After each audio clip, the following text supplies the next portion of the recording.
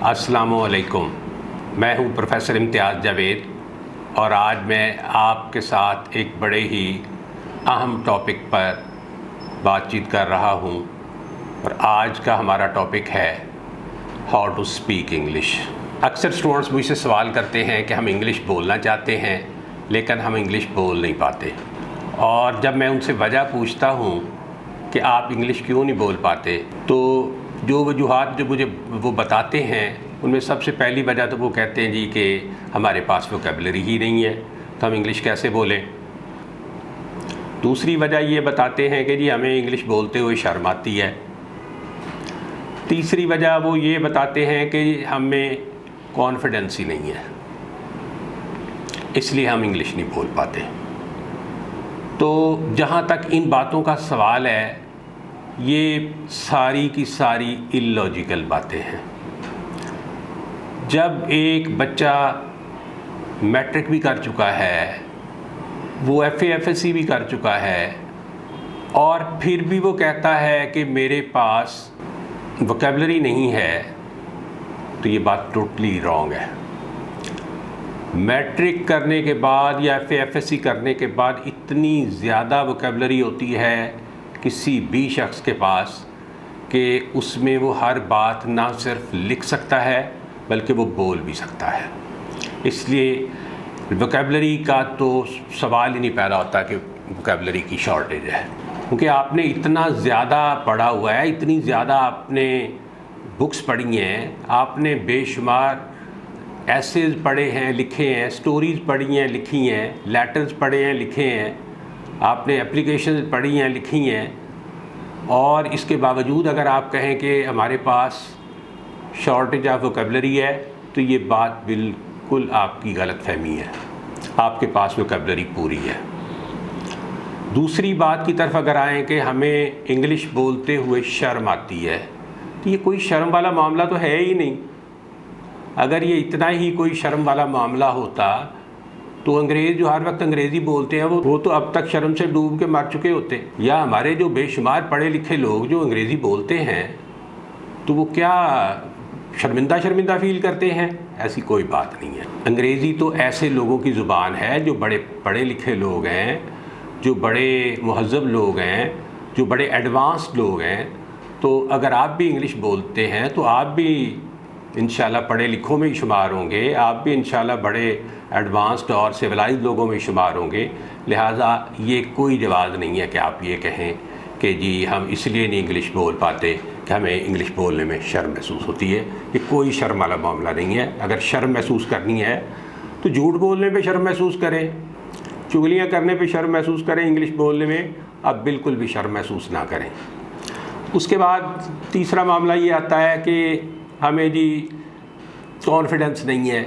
हाँ, इस हद तक मैं इस बात से एग्री करता हूँ कि आम तौर पे ये कॉन्फिडेंस का मामला किसी हद तक है, ज़्यादा हद तक नहीं, बड़ी हद तक ये हेजिटेशन का मामला है। तो आपको हेजिटेशन ख़त्म करना होगी। अब हेजिटेशन ख़त्म कैसे हो सकती है, उसके लिए मैं आपको स्टेप्स बताता हूँ कि उन स्टेप्स को अगर आप फॉलो करेंगे तो आपकी हेजिटेशन बिल्कुल ख़त्म हो जाएगी।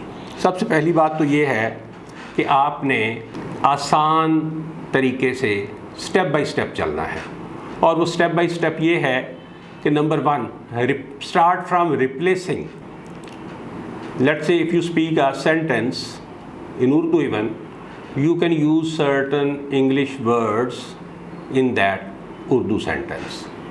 आप एक एक लफ्ज़ बोलें हर फ़िक्रे में, या जिन फ़िक्रों में आप आसानी से जो भी इंग्लिश के लफ्ज़ आप बोल सकते हैं आप वो बोलें।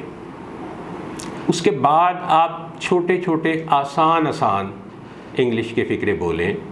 अक्सर आप जब भी अपने दोस्त अहबाब में बैठें आप उनके तारीफ़ी कलमात बोलें, वो उसको पसंद भी करेंगे और वो आपको इनकरेज भी करेंगे। Well done, very good, very nice to see you, you did a great job, you are doing very well, you are wonderful. अब इस तरह की इनकरेजिंग वे में बातें करें, इनकरेजिंग सेंटेंसेस में बातें करें, उनको अच्छा भी लगेगा और आप में भी कॉन्फिडेंस डेवलप होगा। फिर एक और बात जो हमारी सबसे बड़ी इंग्लिश बोलने में रुकावट है वो ये है कि हम खौफज़दा से रहते हैं कि मैं पता नहीं सही बोल रहा हूँ, मैं पता नहीं गलत बोल रहा हूँ, मेरी पता नहीं ग्रामर ठीक है, पता नहीं मेरी ग्रामर गलत है। इस ग्रामर के खौफ को दिल से निकाल दें। जब आप इंग्लिश बोल रहे हैं तो ये इंग्लिश लिखने से काफ़ी हद तक एक मुख्तलिफ काम है। जब आप इंग्लिश लिख रहे हैं, नो डाउट के you will have to be very much careful about your grammar and grammatical mistakes, but when you are speaking English, don't worry about grammar. Grammar का इशू बहुत कम हो जाता है स्पोकन इंग्लिश में।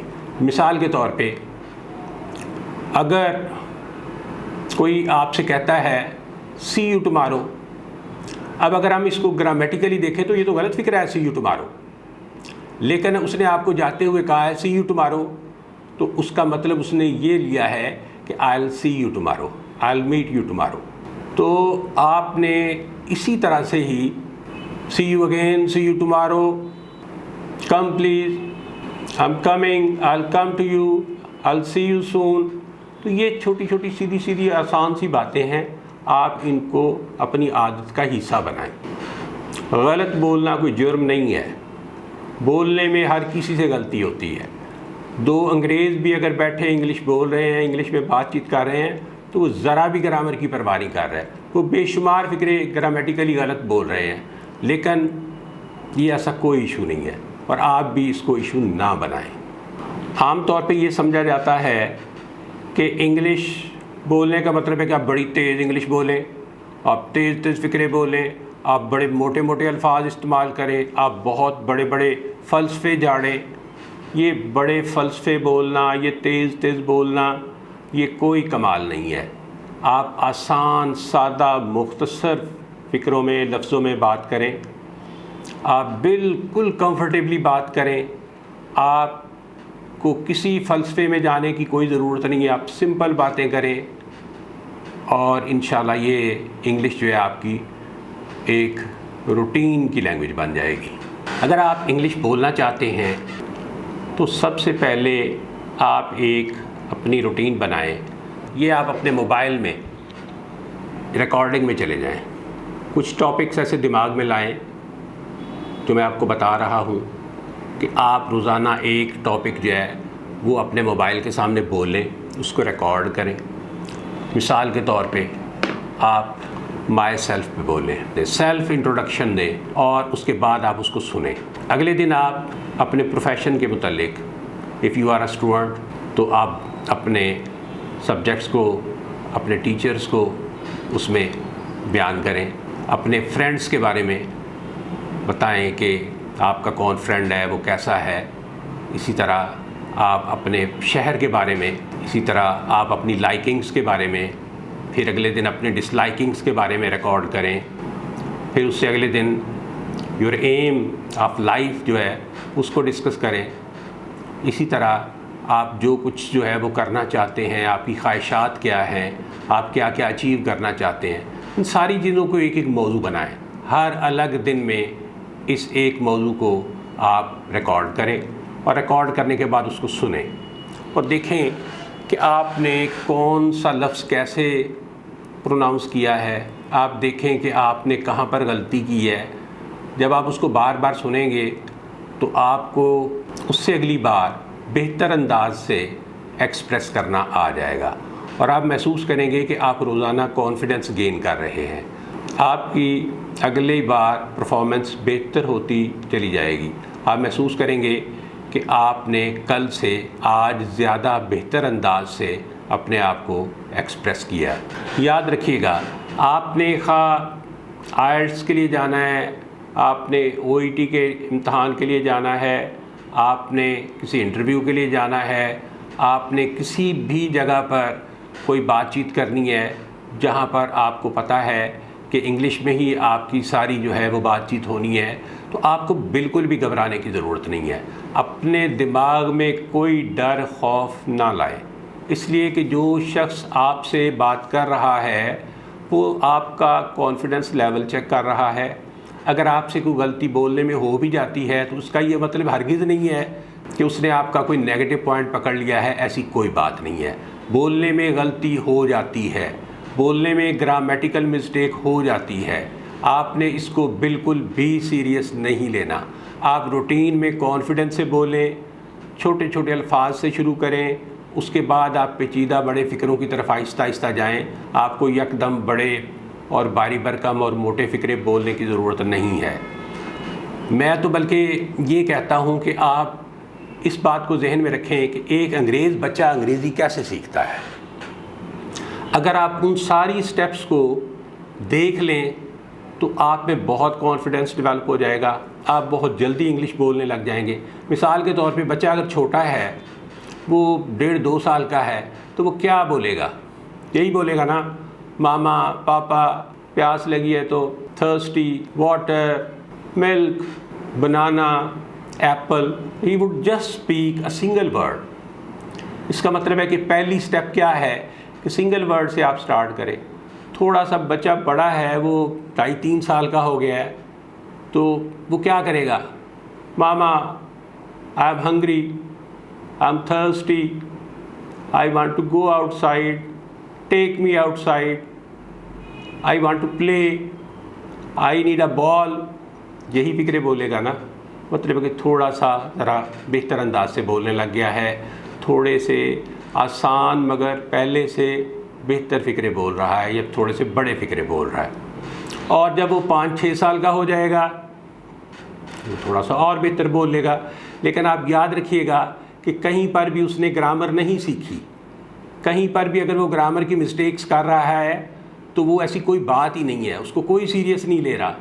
जब आप देखेंगे, क्योंकि 2 गोरे या 2 अंग्रेज़ या कोई अमेरिकन या कोई ऐसे भी इंग्लिश स्पीकिंग कंट्रीज़ के लोग जब बैठे बातचीत कर रहे हैं तो ग्रामेटिकल मिस्टेक से उनको कोई कंसर्न ही नहीं है। हम भी जब उर्दू बोल रहे होते हैं, हम भी जब पंजाबी बोल रहे होते हैं, तो क्या वाकई हमारे सारे फ़िक्रे ऐसे होते हैं कि वो ग्रामर के तमाम मयारात पर पूरे उतर रहे हैं? ऐसी कोई बात नहीं है। आप दिमाग से खौफ को निकालें। Speaking is totally different from writing. Writing से ये बिल्कुल मुख्तलिफ है। अगर ये राइटिंग जैसी ही होती तो अब तक जितनी आपने राइटिंग की है वो बहुत ज़्यादा है, अब बहुत ज़्यादा राइटिंग कर चुके हैं। इसका मतलब है कि बोलना राइटिंग से एक अलग काम है, टोटली एक डिफरेंट इशू है, और इसका ताल्लुक महज आपकी प्रैक्टिस से है। आप आदत बनाएं, हेजिटेशन को ख़त्म करें, ज़्यादा से ज़्यादा बोलने की कोशिश करें, अपने दोस्तों के साथ बोलें। अक्सर दोस्त जो हैं, आप फील करते होंगे कि दोस्त जी मजाक उड़ाते हैं हमारा जब हम इंग्लिश बोलते हैं। तो दोस्त तो हर बात पे ही मजाक उड़ाते हैं, तो उसको बिल्कुल भी सीरियस लेना ना शुरू कर दें। आप तो हज पर भी जा रहे हो तो आपके दोस्त कहेंगे अच्छा ले 900 चूहे खा के तो बिल्ली अब हज को चली है। वो तो तब भी इसी तरह के जो है वो फ़िक्रे आप पे कसेंगे। आप तो कहेंगे मैं नमाज़ पढ़ने जा रहा हूँ, वो कहेंगे तू की नमाज़ा पढ़नी आने आगे बोलने तो तुमने वही झूठी हैं जो पहले बोलते हो। तो बस कहने का मकसद ये है कि दोस्त तो महज आपके साथ लाड कर रहे होते हैं, आप उसको इतना सीरियस ले रहे होते हैं, ये दोस्त मेरा मजाक उड़ा रहे हैं इसलिए मैंने इंग्लिश नहीं बोलनी। आप इंग्लिश बोलें, आप कोशिश करें कि छोटे छोटे अल्फाज से शुरू करें, छोटे छोटे फिर फ़िक्रों की तरफ जाएं, उसके बाद बड़े फ़िक्रों की तरफ जाएं। ग्रामेटिकल मिस्टेक्स का कोई इशू नहीं है। हाँ, इतना ज़रूर होना चाहिए कि आपको पता हो कि एक बात मैंने प्रेजेंट में करनी है तो मैंने किस तरह से करनी है कि I get up early in the morning, I go for my job, I start my car, I sit in my car, I drink water, I take medicine. और अगर पास्ट की बात है तो I went to Karachi last week, I had a very good time there, I enjoyed the company of my friends. यानी आप जब past की बात कर रहे हैं तो वो मखसूस अल्फाज जो पास्ट से रिलेटेड हैं आपने वही बोलने हैं। और इसी तरह अगर फ्यूचर की बात कर रहे हैं तो आपको क्लियर होना चाहिए कि विल या शैल या टुमारो की बातें हो रही हैं, ये यस्टरडे की या टुडे की बातें नहीं हो रही। तो आप कहेंगे कि I will go to meet my friends tomorrow evening और टुमारो मॉर्निंग, और I will go to attend a lecture the day after tomorrow.